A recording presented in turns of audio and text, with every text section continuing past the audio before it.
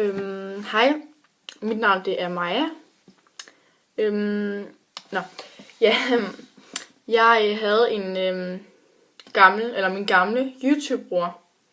Den er blevet slettet. Så jeg kan jo ligesom ikke lægge videoer på den mere. Så nu har jeg lavet en ny. Og det er så den her, og den vil jeg lægge videoer på fremover. Så ja. Men like, og så kommer der masser af videoer fra mig. Altså der kommer hauls og DIYs og alt muligt. Så like og subscribe. Hej.